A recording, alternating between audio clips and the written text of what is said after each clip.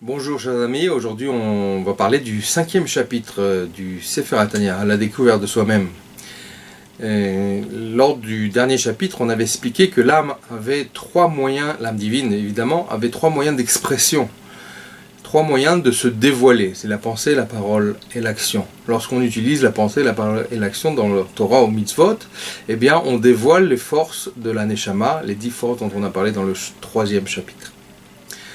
Voici que l'Admor HaZaken apporte un complément d'information quant à l'accomplissement et la réalisation des mitzvot.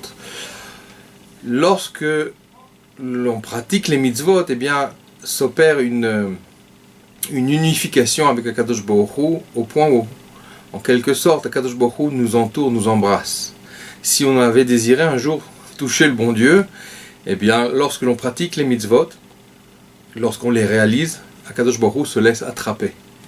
Alors, autrement dit, Akadosh Baruch Hu s'est mis totalement dans sa Torah, dans ses commandements, et c'est pour nous le moyen d'être dans un contact le plus vrai, le plus profond, le plus intense possible.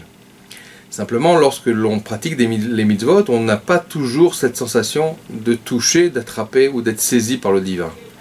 Néanmoins, c'est ce qui s'opère. C'est pour ça qu'on appelle la lumière qui est attirée par les mitzvot Or Makif. C'est une lumière qui entoure, qui embrasse la personne qui pratique donc cette mitzvah. Mais néanmoins, des fois, elle peut paraître et rester non ressentie. Voilà qu'à cela, nous avons une autre mitzvah, celle de l'étude de la Torah. En plus du fait d'attirer un Or Makif, d'attirer une lumière transcendantale, une lumière très forte qui nous embrasse, on a l'avantage aussi, par l'étude de la Torah, de pouvoir ressentir cette lumière. Comment ?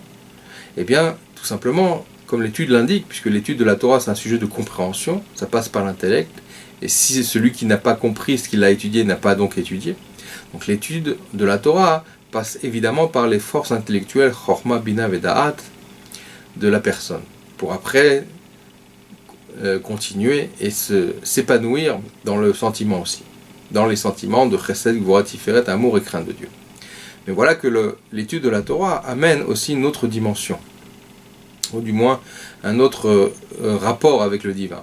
Comme c'est marqué dans le Zohar que la Torah et Dieu ne font qu'un, eh bien quelque chose d'extraordinaire est en train de se passer lorsqu'on est en train d'étudier la Torah. Comme c'est marqué là-bas dans le Midrash, que lorsque nous avons reçu la Torah sur le mont Sinaï, les lettres, le premier mot de la Torah c'est Anochi. Anochi, ça veut dire moi, je suis l'Éternel, votre Dieu, etc. Mais Anochi aussi sont les rachetevot, les débuts de chaque mot, qui constituent la phrase suivante Ani nafshi kadvit yavit. Voici que mon âme, je l'ai écrite et je vous l'ai offerte. Donc lorsque l'on étudie en fait la Torah, plus que saisir Akadosh Baruch Hu qu'au travers des mitzvot, comme on l'a mentionné plus haut, au travers de l'étude de la Torah, on est en train d'intégrer le divin. On attrape Akadosh Baruch Hu profondément. Qu'est-ce que ça veut dire, attraper profondément Akadosh Baruch Hu ? Ça veut dire qu'en plus du fait de recevoir cette lumière très forte et transcendantale qui s'appelle Or Makif, la lumière qui dépasse le monde, qui est en fait une lumière surnaturelle, celle que le monde n'a pas l'habitude de recevoir, puisque le monde est régi par une lumière naturelle, la vitalité naturelle, et bien grâce à la pratique des mitzvot, et plus particulièrement par l'étude de la Torah, on attire une autre forme de lumière. C'est-à-dire, lorsque j'étudie la Torah, lorsque je comprends ce que j'étudie, je suis en train d'intégrer en fait les notions que Akadosh Baruch Hu m'enseigne au travers de cette étude. Mais cette nourriture, et c'est ce qui se passe en fait lorsqu'on étudie la Torah devient une nourriture. C'est pour ça que la Torah s'appelle le pain. Des fois aussi la nourriture est un liquide, comme de l'eau, En Maïm et la Torah, Nichnas Yain Yesasod, c'est des fois du vin, rentre le vin et sort le secret, ce qui fait partie en fait référence à la partie profonde de la Torah, le secret. Et puis des fois aussi c'est comparé à de l'huile, et donc évidemment le lien avec la période du moment, c'est-à-dire la fête de Hanouka, où justement le symbole de cette fête c'est d'allumer des bougies à base d'huile d'olive pure. Et donc le fait que la Torah symbolise aussi l'huile d'olive, ça fait référence à la partie du secret de la Torah, quelque chose qui est très très caché, un peu comme l'huile d'olive qui est cachée dans l'huile. Et pour pouvoir extraire cette huile, il faut concasser l'olive, pas simplement presser, mais concasser l'olive pour sortir ce liquide caché. De la même manière, la chassidoute, elle est là en fait pour dévoiler les secrets profonds d'Akadosh Baruch Hu qui nous ont été révélés à partir du Baal Shem Tov, particulièrement par l'Admor Hazaken sous forme d'écrit par le Sefer Hatanya que l'on est en train d'étudier. Et donc la grandeur de cette étude permet justement d'intégrer la Torah intérieurement, faire entrer cette lumière, non seulement la lumière de la mitzvah qui est une lumière qui nous entoure, être enlacé par Akadosh Baruch Hu, mais en plus être nourri.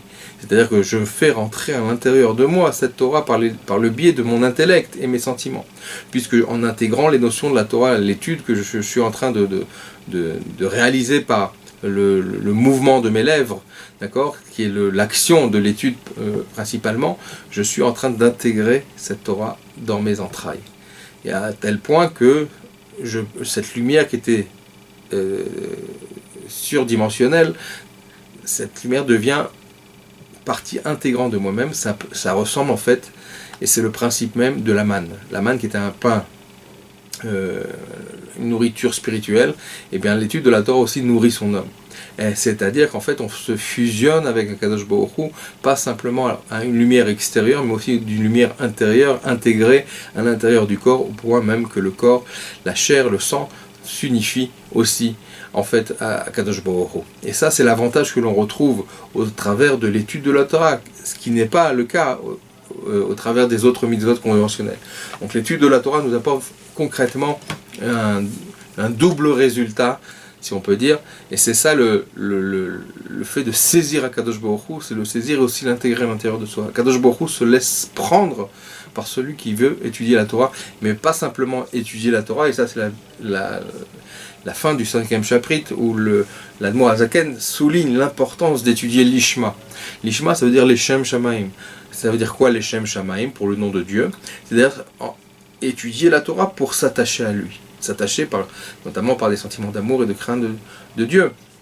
Mais cet attachement-là, qui est tellement primordial pour réaliser cette mitzvah, ce commandement, les Shem Shamaim, pour le nom de Dieu, est une directive qui en soi est une solution. Pourquoi une solution?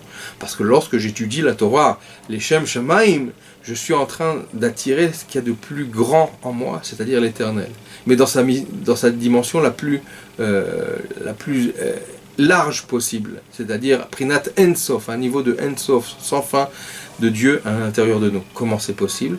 Parce que comme on l'a dit tout à l'heure, Akadosh Baruch Hu se laisse prendre, à condition que l'on respecte les règles qu'il a mis en place, notamment les lois, les halachot, qui permettent de se laisser prendre au travers de nous, et notamment dans l'étude de la Torah. Pourquoi? Parce que lorsqu'on étudie les Shem Shamaim sans aucune autre raison, pas pour devenir plus intelligent, pas pour avoir du savoir, pas pour être appelé Rav même, mais pour lui-même, pour s'attacher à lui, alors en fait on crée un réceptacle qui est en fait susceptible de pouvoir contenir tout le divin à la fois. Parce que à partir du moment où on commence à mettre des conditions, ou alors des raisons, à donner des raisons humaines à notre étude de la Torah, pour devenir intelligent, ou alors devenir rave, même si ça paraît peut-être important, ou obtenir un diplôme, etc., malheureusement, on est en train de réduire la dimension du divin que l'on va attirer par le biais de notre étude. On va en fait toucher, affaiblir l'intensité du dévoilement de Dieu au travers de nous. Et le réceptacle meilleur pour dévoiler l'intensité totale et pleine d'Akadosh Baruch Hu au travers de nous, c'est lorsque l'on pratique et lorsqu'on étudie les Shem Shamaim, c'est-à-dire pour le nom de Dieu lui-même. À ce moment-là, on n'enlève rien du tout à la grandeur de la lumière infinie qui se trouve cachée au travers de l'étude de la Torah. Et plus on va se travailler pour étudier la Torah, les Shem Shamaim, pour le nom de Dieu, et plus, en fait, on va dévoiler une lumière d'une intensité de plus en plus grande, voire infinie. Et c'est pour ça que les grands tzadikim sont capables de faire des miracles. Pas parce que c'est des gens qui auront des pouvoirs spéciaux, mais parce qu'ils ont étudié la Torah, les Shem Shamaim, ils se sont complètement fondus, intégrés dans le système divin, dans le divin lui-même. Ils ont intégré cette Torah à l'intérieur d'eux, dans leurs entrailles, dans leurs membres. C'est-à-dire qu'en fait, chacune de leurs paroles, chacun de leurs mouvements et l'émanation et de l'immensité divine d'Akadosh Baruch Hu. C'est-à-dire qu'ils sont devenus des véhicules de la divinité. C'est ça les Shem Shamayim. Les Shem Shamayim, c'est d'arriver à une union, à une attache avec Akadosh Baruch Hu, où en fait on devient l'expression du divin sous forme humaine. On prête notre corps pour en devenir un peu comme Moshe Rabbeinu, sur lequel il est dit, et la Shrina a parlé par la voix, la gorge de Moshe. Shrina medaberet mitor grono. De la même manière, il en est pour tous les grands tzadikim. Il en est aussi de même pour chacun d'entre nous. C'est en fait le programme auquel nous sommes invités.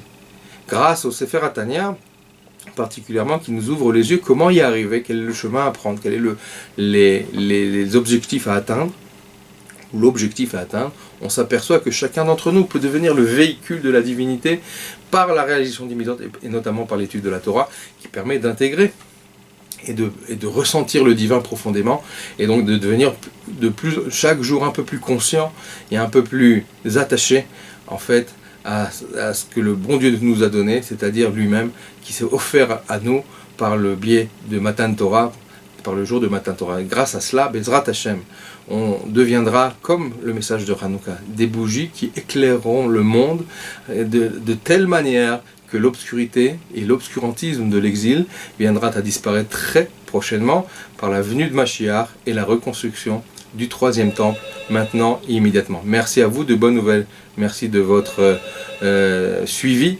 On se retrouvera dans de prochains shiur. Kol Tov.